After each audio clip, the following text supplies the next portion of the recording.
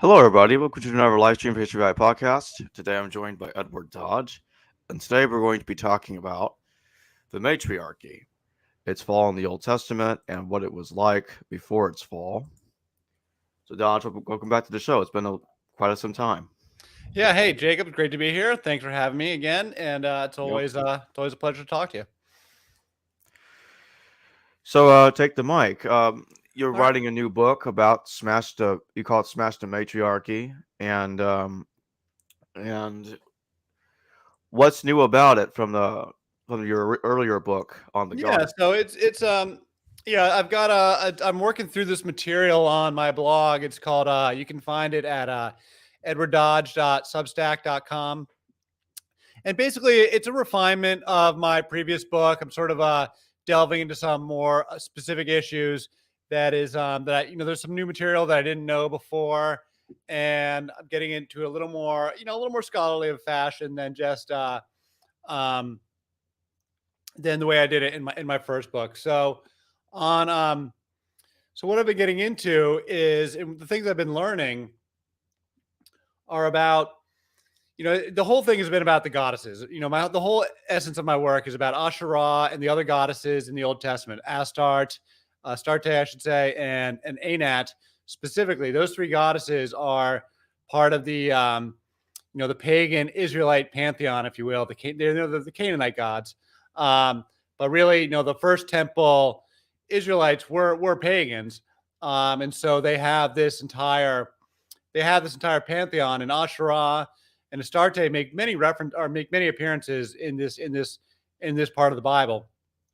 And so Asherah is the mother goddess, and I'd always been trying to understand, what was going on there, like at a cultural level, at a practical level, on the ground. What was happening. What did you believe in if you were a follower of Asherah, and what happened when they got rid of her? Because clearly they did. The Old Testament, the prophets, and the biblical writers are very keen to undermine the worship of Asherah, and so it's really a question of, what was happening.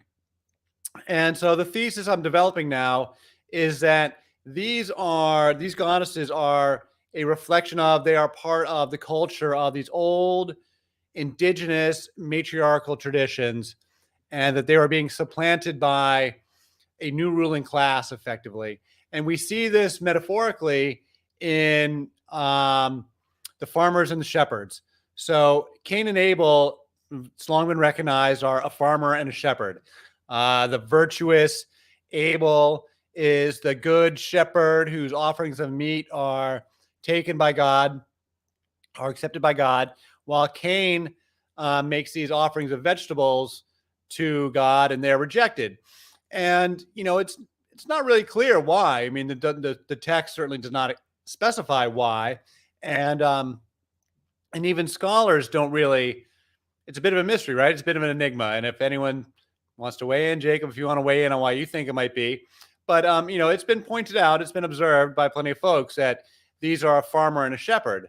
So what's the issue with a farmer and a shepherd? I mean, are these just two different vocations, like a bricklayer and a carpenter? And if it's just two different vocations, who cares? Like, what's the significance of it? Is there a rivalry between, carpenters and bricklayers? Not that I'm aware of. So my thesis, though, is that there is a big rivalry between farmers and shepherds, and what it represents, what these symbolically mean, is that the farmers are the indigenous peasants. The whole Fertile Crescent, the whole region there of the Middle East, up the Mediterranean coast into Turkey, and then down into Mesopotamia. That is the part of the world where the Neolithic revolution happened, and where agriculture and the very first settled communities were established around 12,000 years, beginning around 12,000 years ago. And so these communities would in time become the first cities.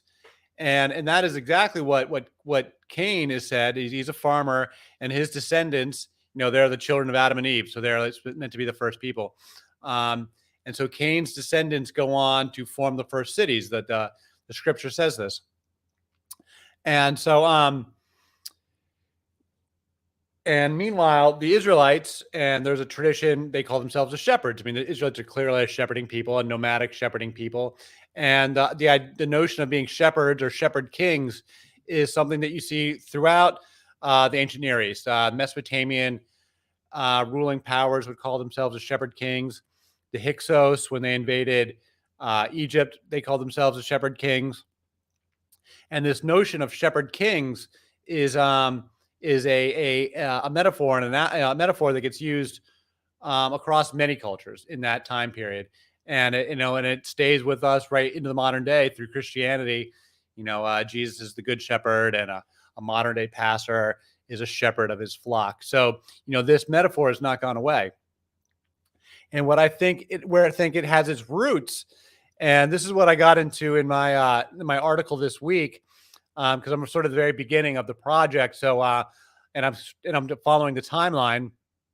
So my article this week was to get into the very origins uh, uh, of of patriarchy and matriarchy, and where I think it happens. So let me go back a little bit. Back in the Neolithic, there's no evidence of patriarchy. We're often told, culturally, we're taught and conditioned to believe that men have been dominating women since forever, since time immemorial, just through sheer force of violence. That men have been, we were fed these images of in cartoons as kids of a caveman bashing a woman over the head with a club and taking her away to have his way with her, as though this is how hunter gatherers formed relationships.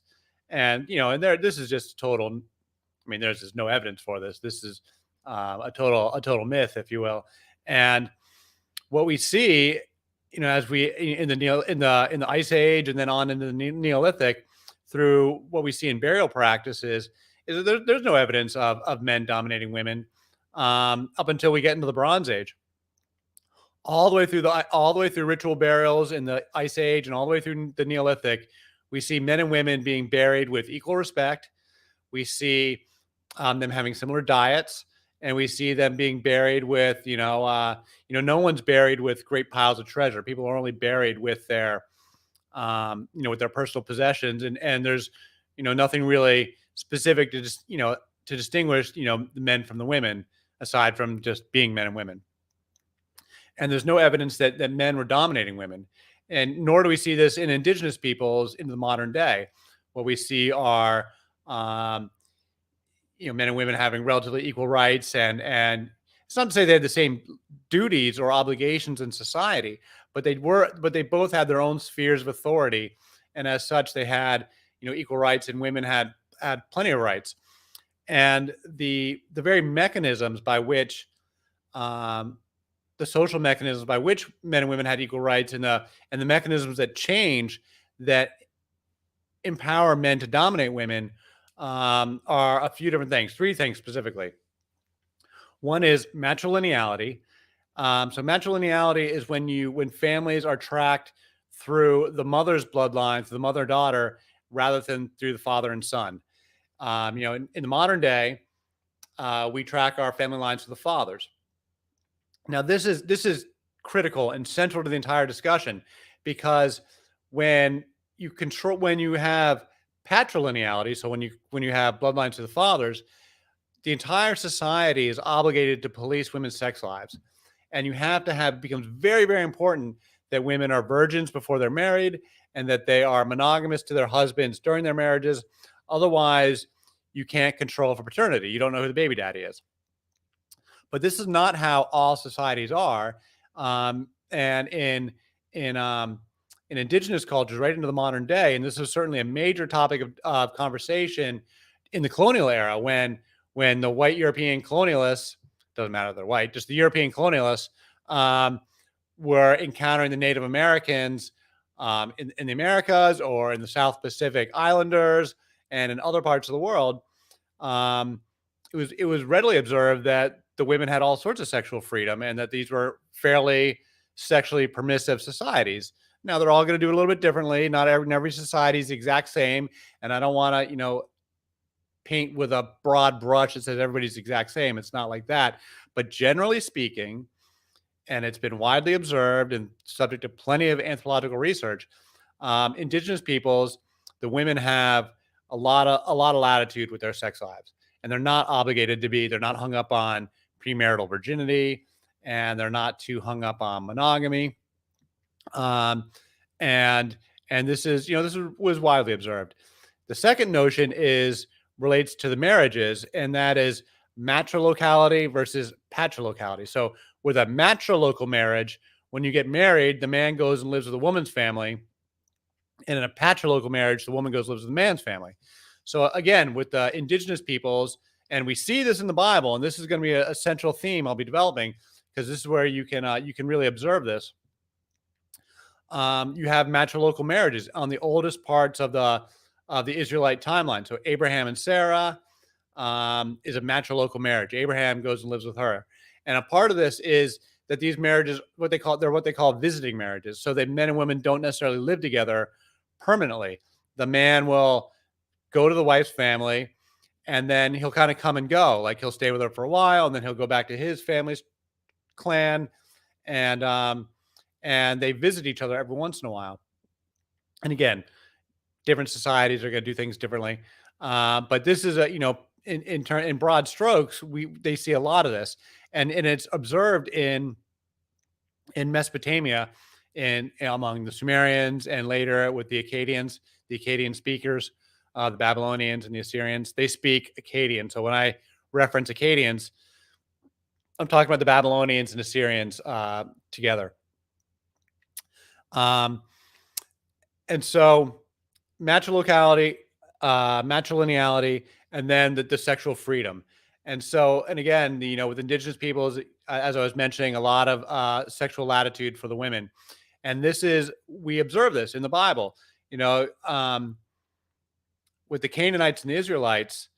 The Hebrew prophets go make a very big deal of the sexual behavior of the Canaanite women. They go on and on and on about it. Hosea does, the prophet Hosea in the book of Hosea with his wife Gomer is central to this story. Gomer is women are having children by other men, and she is a woman of prostitution, they call her. And then there's other stories in Ezekiel. He goes on at length. Isaiah gets into it a little bit. Jeremiah talks about it some, but there is a lot of this discussion, and the biblical writers and prophets are castigating the Canaanite women. And so for a long time, I really was trying to suss this out and trying to just make sense of this, because were they really, were these just, because I had always sort of thought of this, that they were just being insulting, that the biblical writers were just being insulting and just making these ad hominem insults at these Canaanite peoples. But I kind of figured it out, and that and I found research now to validate it, that really what you're seeing when you get past the vitriol of the language of the scripture, what you're really seeing, what they're really just describing, is our indigenous people. That in Hosea they say all the children are illegitimate, and all the people are engaging in adultery. The women are engaging in adultery all over the place, and the men are engaging in adultery, and they're allowing their wives and daughters to be promiscuous. Well, it makes sense if what they're describing are just indigenous people with indigenous sexual morals. And I don't know actually how promiscuous these people are, but just that they're not wedded to monogamy, and they're not hung up on virginity, premarital virginity. And so on top of that, I think that there was a culture of gift giving. I do think they were actually pretty promiscuous in Mesopotamia, and especially with the Sumerians, because as you go through time, you see it being limited. And also the most important goddess of the entire era, it's Inanna, is the queen of heaven, is Inanna and Sumer, and then her name shifts to Ishtar for the Akkadians, and then she's Astarte in for the Canaanites and in the Bible.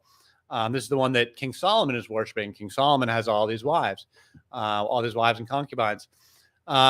She's a prostitute. She is an extremely sexual goddess, and her sexuality is on wide open display and totally celebrated. By our standards, she'd be a porn star. Um, the mythologies of Inanna, have her saying, who will plow my vulva? Who will plow my vulva? And the king says, I will plow your vulva. They celebrate this stuff. I mean, geez, 50 years ago, you wouldn't even, this would have been considered pornography. If you tried to, send it in the mail, the US mail would not have allowed you to even send this stuff around. And yet this was the mythology of the era. So how does that work? It can only work if they have these matrilineal matriarchal cultures. So when I use the term matriarchy, I'm not describing a world where women dominate men. I am talking about a world where the men and women have equal rights, and they have this, the things I'm just describing. And so that's what I think that these goddesses are representing, are these older indigenous farming communities that still had these older sexual ethics. It's not all about sex, but you can see it in the sex. And so, and as these patriarchal tribes rise to power, they need to eliminate it. They need, from their perspective, they need to eliminate these older traditions because it gives the wrong ideas to their wives and daughters. If you want to have the types of patriarchal sexual ethics that we take for granted today, and that was certainly the standard in the Christian era, you can't have like a goddess like Ishtar running around. And she's certainly not going to be the highest goddess in the land, the queen of heaven.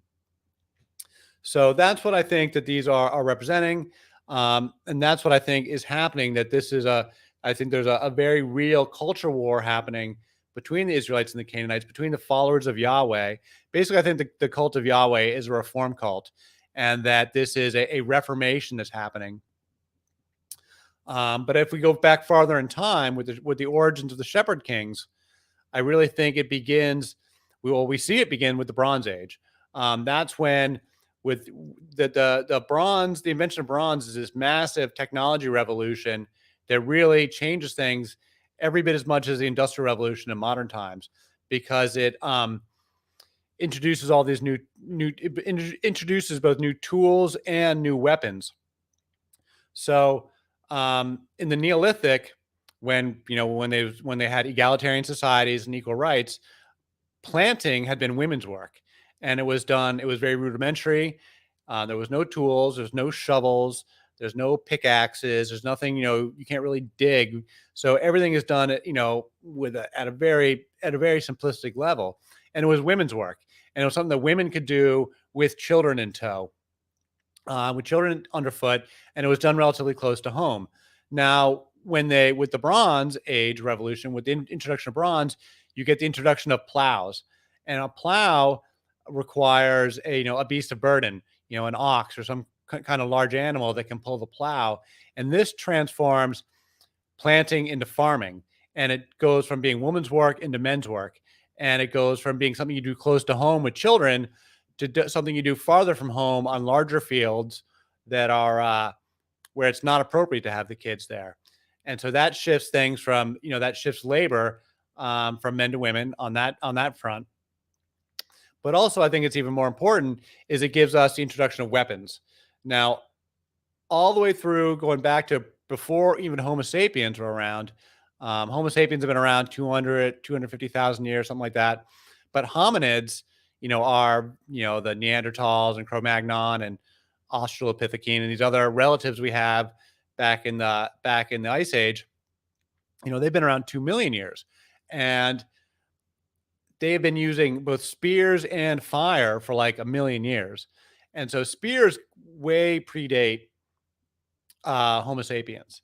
And so all the way through the Ice Age, the only kind of weapons people had to fight with were spears and clubs, and very simple tools that everybody had equal access to. And so no one tribe would have a systematic advantage over another tribe.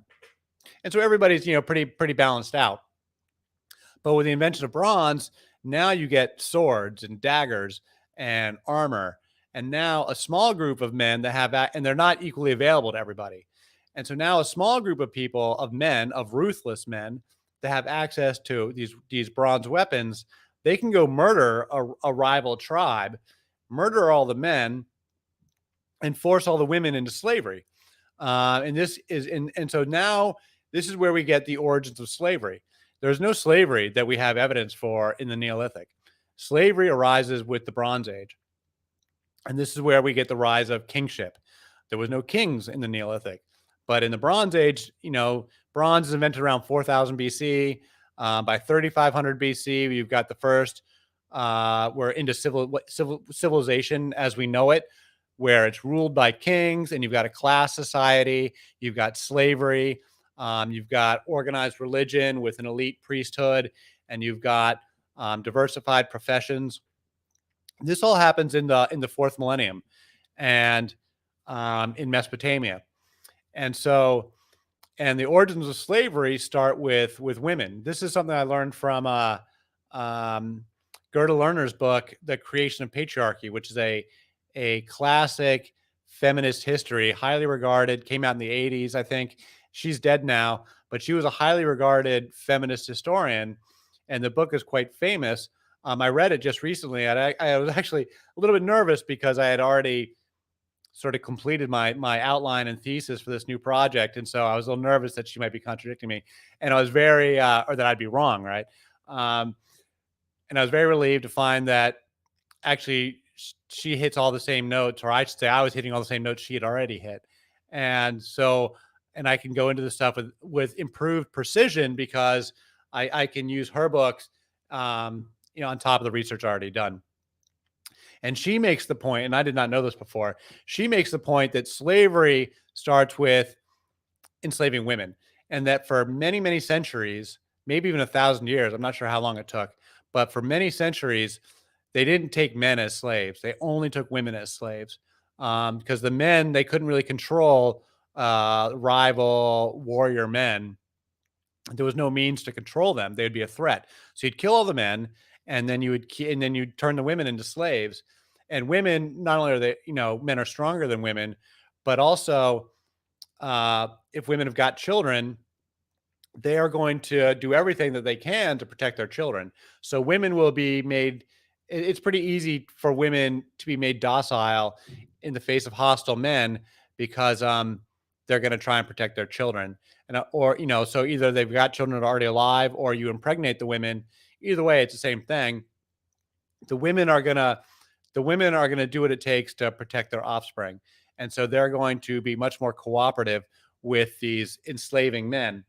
And then the upper class women are rewarded because they are given, they're given benefits, and they get to have the lower class women as their handmaidens and such.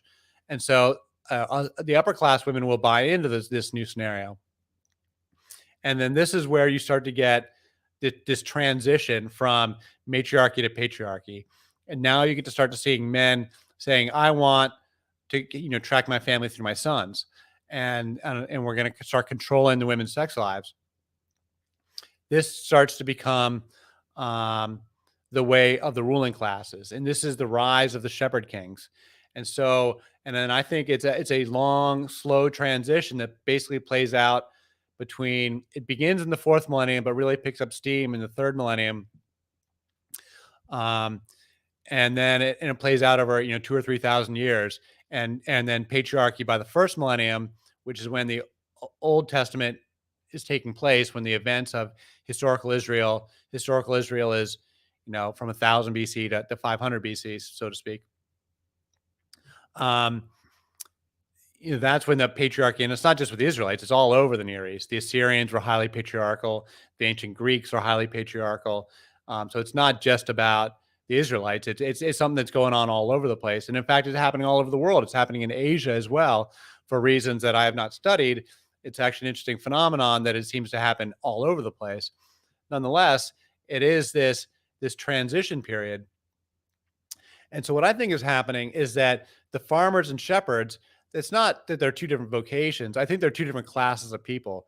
I think the shepherds are the patriarchal, militant ruling class, and that the farmers are the indigenous, matriarchal peasants.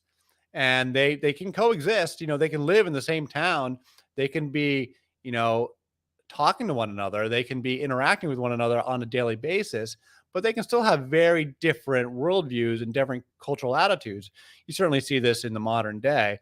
In the slavery days in America, white and black folks had a very intimate relationship in terms of their, living in the same houses, literally, but they're, culturally, they were on different planets, so to speak.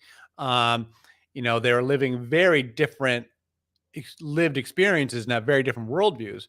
And I think that's what's happening. I think that the farmers and shepherds are interacting, but they're very different people, and it's very much of a class thing. It's very much of the ruling class and the peasant working class. And all the writings we get from, writing gets invented, around 3200 BC, but initially it's just for accounting, and becomes a storytelling device a little bit later, around 2800 BC, I want to say.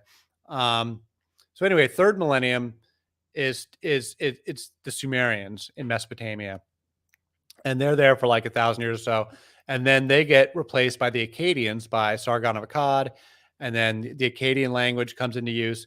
Now the Sumerians, the rulers are patriarchal, but they still have a lot of this matriarchy going on, and it's observed that there are matrilocal families and patrilocal families, and they're coexisting. And there are families where the men have their mother's family names, and their men have their father's family names, and that both are being observed in Mesopotamia, and that there's a lot of sex going on in the Sumerians. They really celebrate sexuality, and they put women's sexuality on display, in their art and in their literature and in their religion. Again, Inanna is the Hierodule of heaven, the courtesan of the gods, the Ishtar. She's the whore of Babylon. That was a title, not an insult.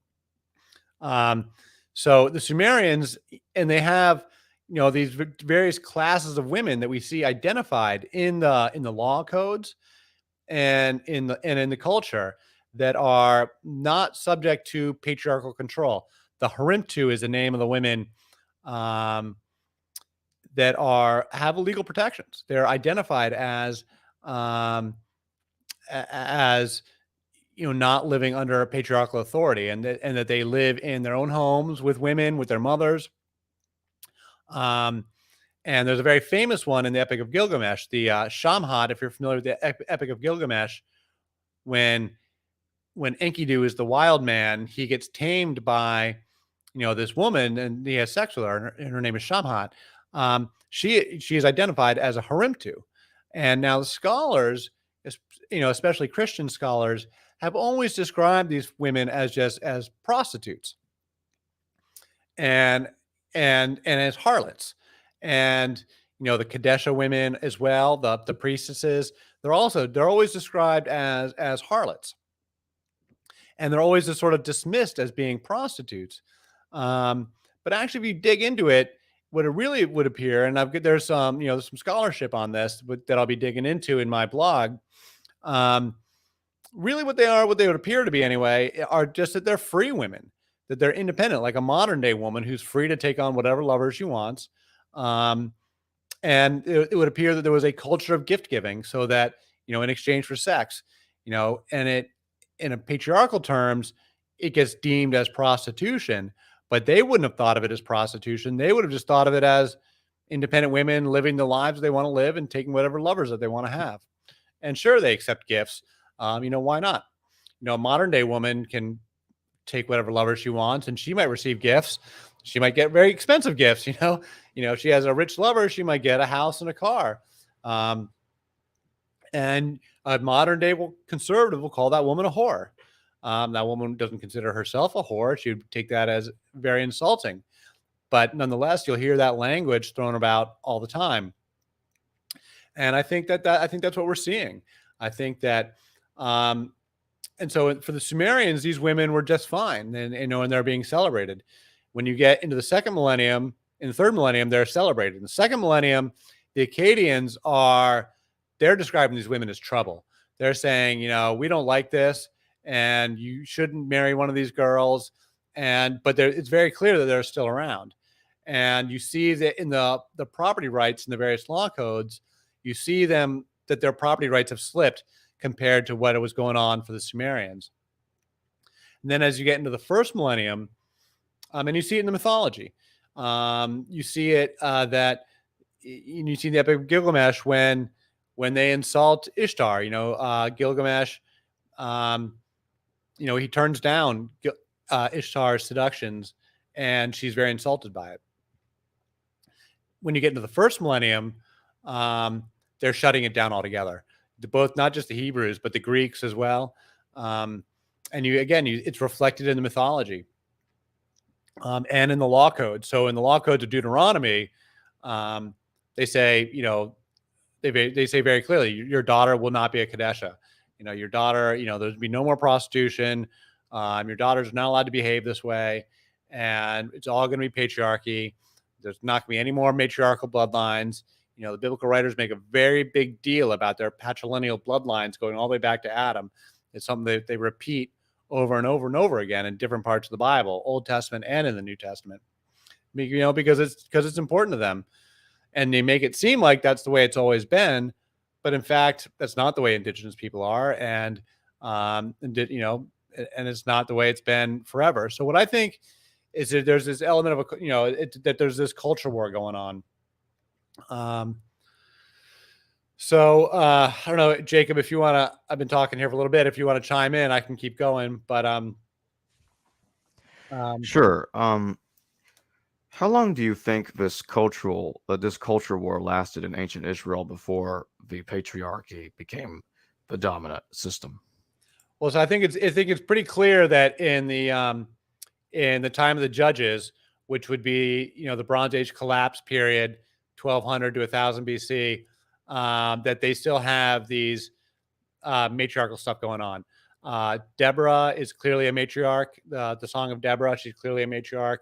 You see Samson is one of the judges. He goes and lives with his Philistine wife.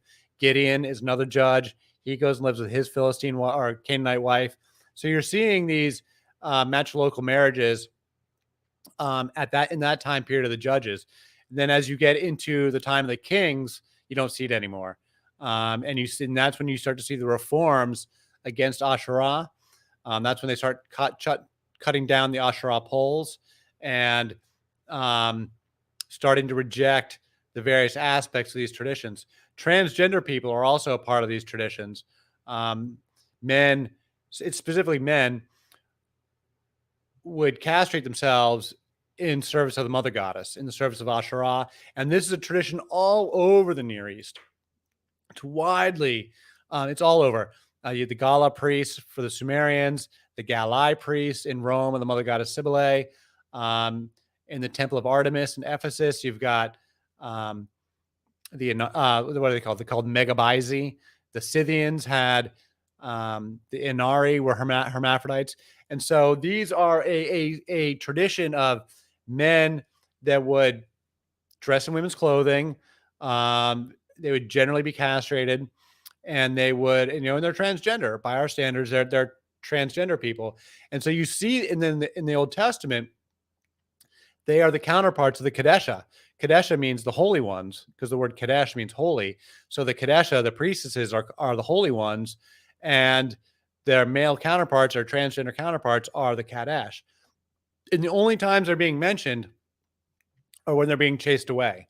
And again, you see a corollary in the modern world where modern masculine macho men would, chase away an effeminate, cross-dressing, transvestite, transgender person. I think it was the same thing going on there. There's 3 times that the male Kadesh are mentioned. And every time it's when they're being chased away. So it's under King Asa, under Hezekiah, and then again under Josiah. And it's during the reform periods.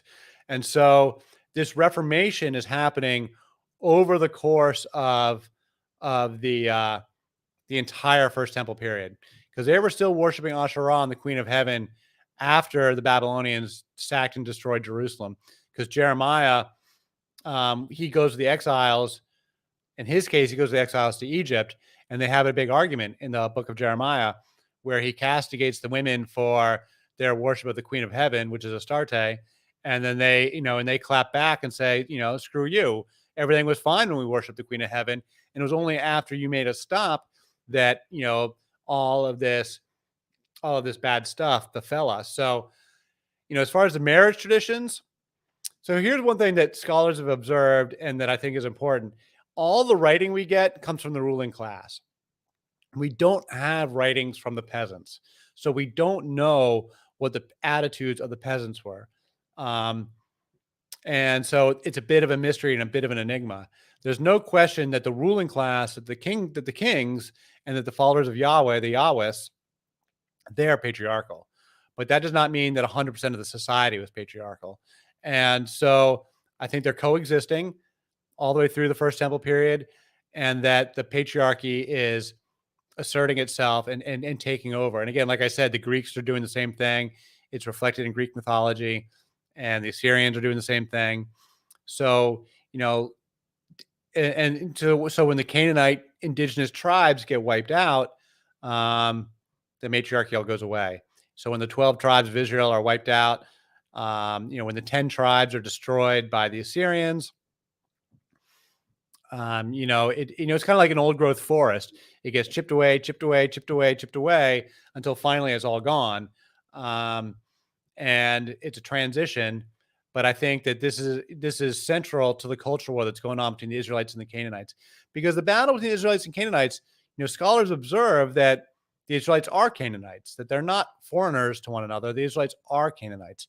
And so this is a dispute going on within the Canaanite community.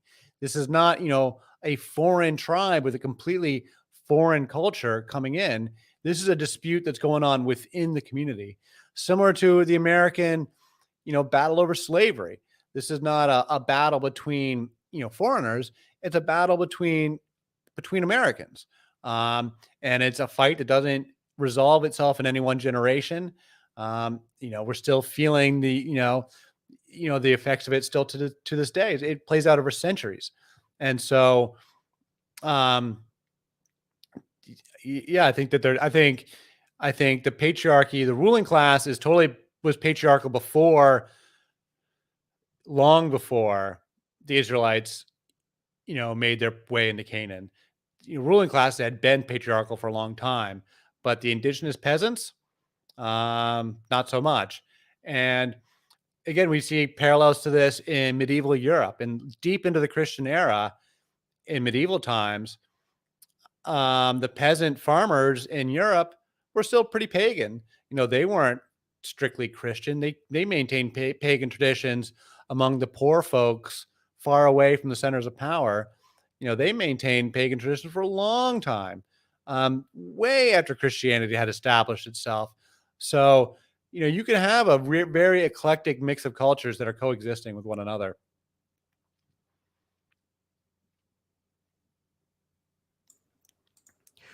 Which goddess do you think was the most popular among them during ancient Israel's matriarchal period?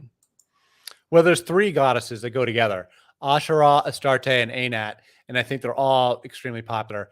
Asherah is the mother goddess. Astarte, she's the queen of heaven, so I think she's actually probably the most popular one. Now, maybe people don't agree with me on this, but I'm pretty firm that Astarte is the queen of heaven that Jeremiah is talking about, and because she's the corollary to Ishtar, and Ishtar was very much the queen of heaven in Mesopotamia. And then Anat is also very popular, and she is a death goddess. So Mother, Maiden, and Death is a goddess trinity. They call it the triple goddess. And this is a symbolic pattern that is repeated across many cultures. You see it all over the place, from the oldest parts of Egypt, all the way into modern day Hinduism. You see these Mother, Maiden, and Death trinities all over the place. And so Asherah, Astarte, and Anat, they're worshipped side by side. And Anat is the most, I don't know if she's the most popular, but she's the most powerful. And she's the one that gets the least amount of attention. And I think really needs more attention, because if you're familiar with the Baal cycle and the Canaanite mythology from Ugarit, which now some scholars are pretty circumspect about how closely of connection you can make to the Bible. To me, it's very clearly that they are that those stories are the prequel to the Bible. That those are the indigenous, those are the older traditions that the cult of Yahweh is railing against. And in those stories, Anat she's the most powerful character, most powerful piece on the chessboard. She is the most powerful deity. She walks up to, she's a death goddess, so she delights in slaughter. She's drenched in blood. She wears a skull necklace and a belt of human hands, and you see this imagery with the modern day Kali for the Hindus, and who's also this goddess of death and destruction. Um, when Anat goes around, she approaches El, who's the heavenly father, and when she wants when she doesn't ask El for anything, she tells El, "You're going to give me what I want, or I'm going to throw you down like a lamb. I'm going to smash your skull, make your gray beard run with blood." And does El get mad? Is El insulted? Does El chastise her? Say, "How dare you speak to me?" No, no. El doesn't do any of those things. El says, "Oh, my daughter. Oh, no one is as violent and terrible as you. What can I give you today?" And he gives her exactly what she wants. And this is in multiple stories, not just one story either. She says, she also says, don't be so don't be so proud of your house, El, because I'm going to tear it down with my mighty arms. Well, what's El's house? El is the heavenly Father. El's house is the heavens. El's house is creation. What she's saying is that she is going to destroy creation if she doesn't get what she wants. This is some powerful stuff, man. And so in the Bible, you see Asherah mentioned about 40 times, usually as the Asherah pole, which is like a carved totem pole kind of thing that stands next to the altar. So the Yahwist reformers are always wanting to chop down the Asherah pole, and then the people put it back up again. And so they're insulting the mother goddess, which is in and of itself a very profound social statement. Astarte, they insult repeatedly. They call her Ashtoreth. The ETH means shame. So shameful Astarte. And so why is she shameful? She's shameful because she's this sex goddess. Because she's this prostitute. So she's the shameful goddess.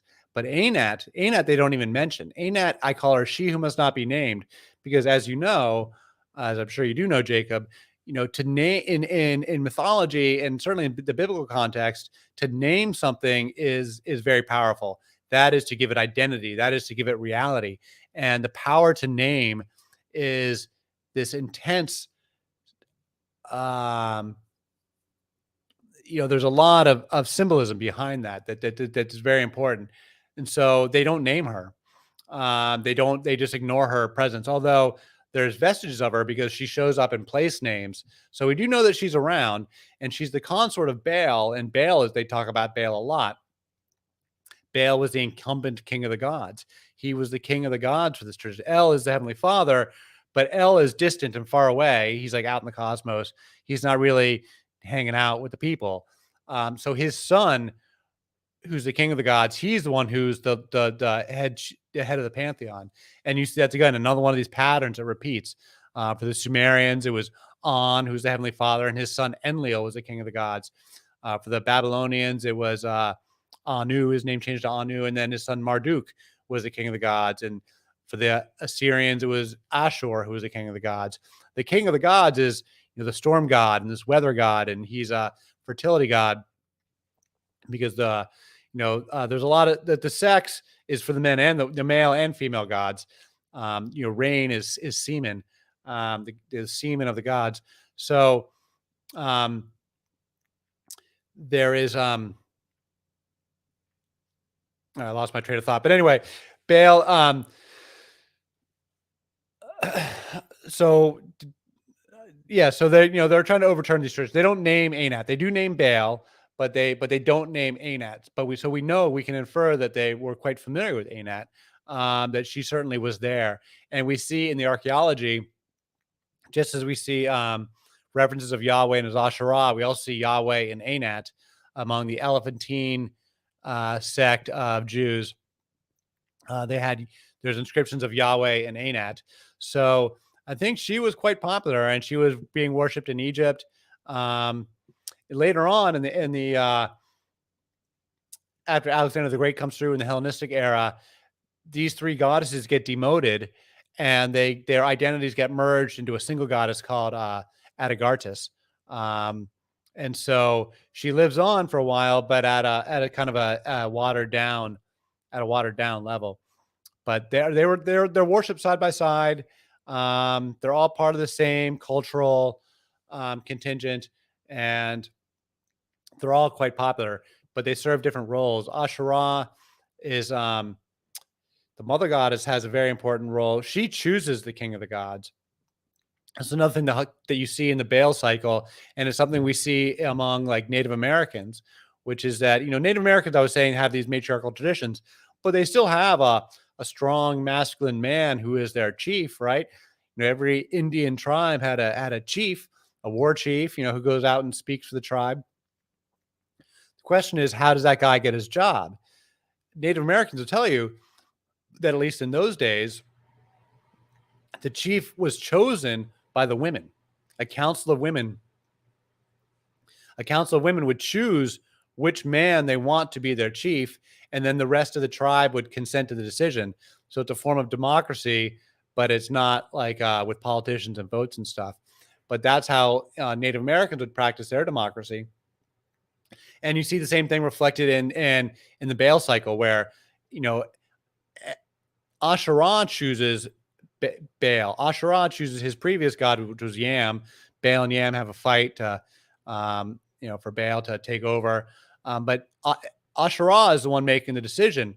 And then she says to El, and then El stamps it with his authority. So El doesn't make these decisions on his own. He consults with Asherah first. And likewise, El and Asherah have one of these matrilocal marriages I was describing. They don't live together. When Asherah wants to go see El, she has to go travel a long distance to go see him, even though supposedly they're husband and wife, or at least consorts. So Asherah has that role. Astarte and Ishtar, they are the goddess of love and war. So she's has all sorts of things that she does. That is divination and prophecy and midwifery and all sorts of stuff that she has authority over. And then Anat is this goddess of death and destruction, as I was mentioning. So they have different aspects that they have their authority over, and there's obviously other goddesses as well, but these are the big three, if you will. What persuades you that Jeremiah is referring to Astarte as the Queen of Heaven? Right, that's a good question. Basically, it's that we know that Ishtar was the Queen of Heaven, and we don't actually have a lot of mythology about Astarte, because that she's a Phoenician Canaanite goddess, and we know she was pretty widely worshipped, but those stories didn't really survive because they weren't written in clay; they were written on papyrus, and so we don't have a lot of literature about her. And so I'm making an inference. I'm not going to say it's 100%, but I'm pretty confident. And and certainly all the scholarship I've ever seen, I've never seen anyone offer a different suggestion other than that she is related to Ishtar as well as to Aphrodite. The Greek literature makes it very clear that Astarte is Aphrodite, and then in the Greeks, they water down Aphrodite. They take away her war powers and powers of war and wisdom and give them to Athena. Again, for the similar sort of reasons as I was describing. They don't want, the Greeks are super patriarchal. So this is another thing I'll get into in the work is how the Greeks and Hebrews are in parallel to one another. Their contemporary cultures, contemporary languages, and all the stories are being written at the same time. They both get their one of the things that happens in the Bronze Age collapse is that the old cuneiform writing goes away. You've got 300 years or so of illiteracy, which is part of why the time period of King David and King Solomon is a bit of a historical black hole, because there's no written language in that time period. The written language doesn't come back until they invent these new phonetic alphabets, which was invented by the Phoenicians. And then both the Greeks and the Hebrews copy the Phoenicians to invent the Hebrew written language and the Greek written language. And that emerges in like the 9th century. So like 850 BC. So from 850 BC going forward, we have writing, and we start to give a much more clear idea of what's going on. But the time period before that is a bit of a black hole. So um, the but the Greeks make it clear in their writings that they correlate um, Astarte to Aphrodite, and that it's part of the same tradition of the Venus goddesses. So Inanna, Ishtar, Astarte, Aphrodite, and then the Roman Venus is all one long thread of tradition. Each culture tweaks a little bit. Each culture changes a little bit, just like we do in modern day popular culture. Um, a corollary to this is James Bond. There's different James Bonds over the decades, and in the 21st century, they didn't want to keep telling the old Sean Connery 1960s versions of the James Bond stories because they were too sexist and what have you. So they rebooted the entire thing, retold James Bond's origin stories, and got the Daniel Craig as a new actor, and they retell the old stories to modernize them and to adapt them to the sensibilities of the 21st century. The same thing is happening in mythology. With which each new culture, each new era, each new century, they adapt the stories and retell them and reboot them, so to speak, to adapt them to the sensibilities of the particular era that they were in. But the fact that you have this common thread shows how important, the gods that survive these reboots and they get rebooted instead of just being wiped out.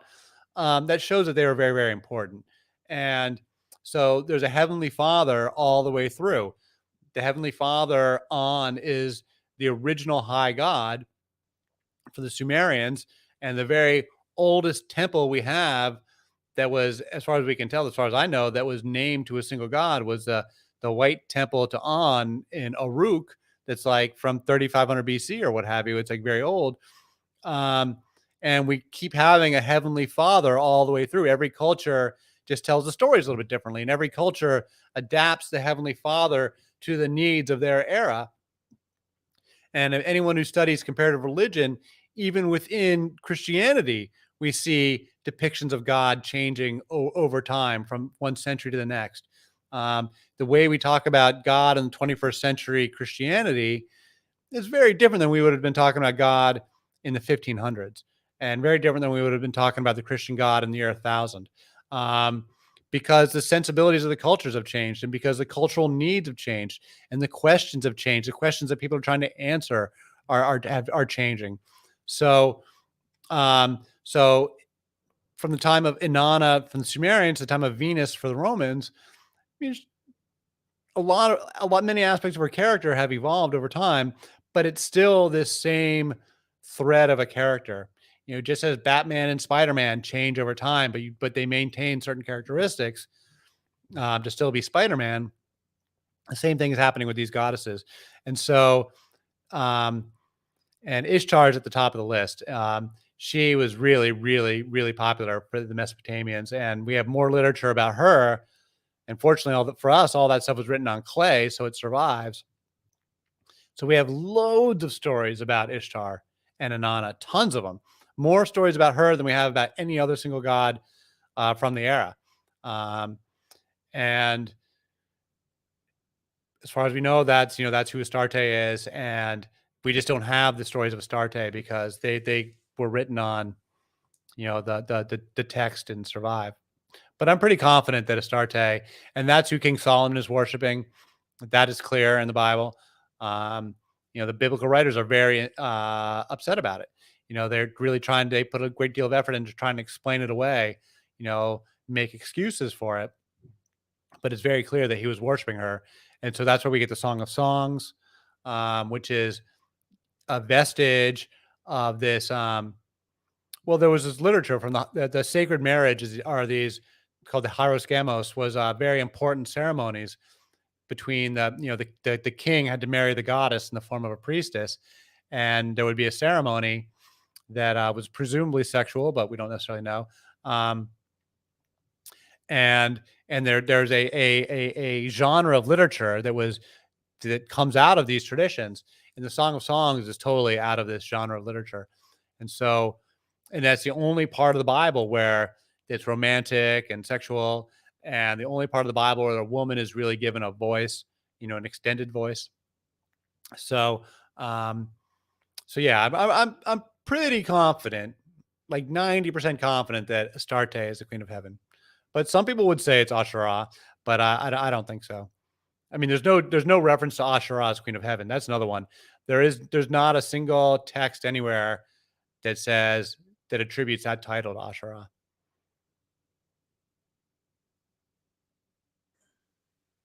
Well, thanks for coming on today, Ed.